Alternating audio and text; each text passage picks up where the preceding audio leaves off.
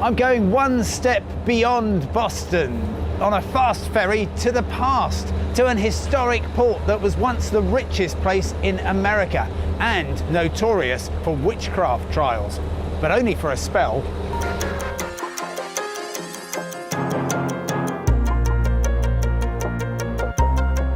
The fast ferry runs from May to October and takes just 45 minutes to reach Salem. Would you believe there's even free Wi-Fi on board? It's magic! Thank you, Captain. I haven't just come here on a witch hunt. There's much more to Salem than that. But the mass hysteria that swept through the town in 1692 is a very important part of Salem's and America's history.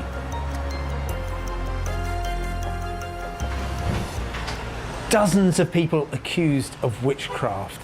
19 people hung, and poor old Giles Corey pressed to death. That would spoil your day. I squeezed in a chat with Stacey Tilney of the Salem Witch Museum. In early 1692, two young girls become inexplicably ill.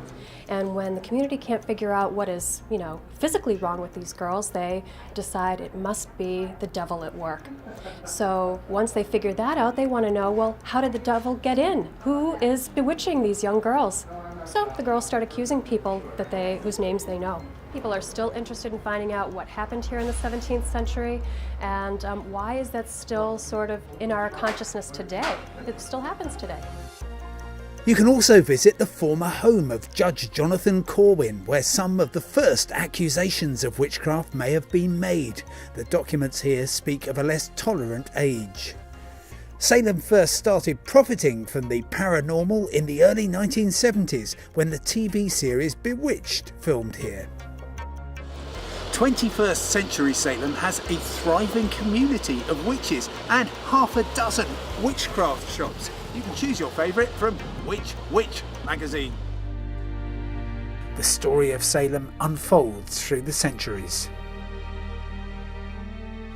This is Chestnut Street, the very first planned street in America, laid out at the end of the 18th century, exactly 60 feet across and lined with beautiful New England mansions. The highlight of a visit to Salem is the Peabody Essex Museum, which tells the story of how a young America became connected with the rest of the world through remarkable voyages via the Cape of Good Hope or Cape Horn to the East Indies. This oceanic World Wide Web is celebrated at what's one of the most startling museums in America.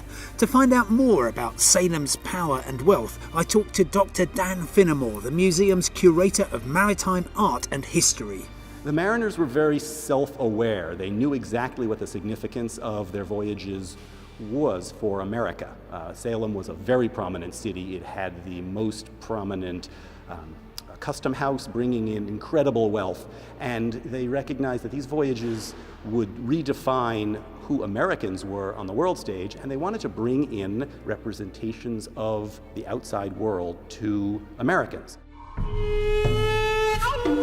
If you've ever wondered what an 18th century house from the Yunwei province of China looks like, just come here to New England.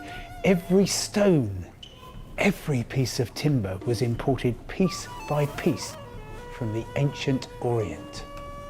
It's America's oldest museum in continuous operation.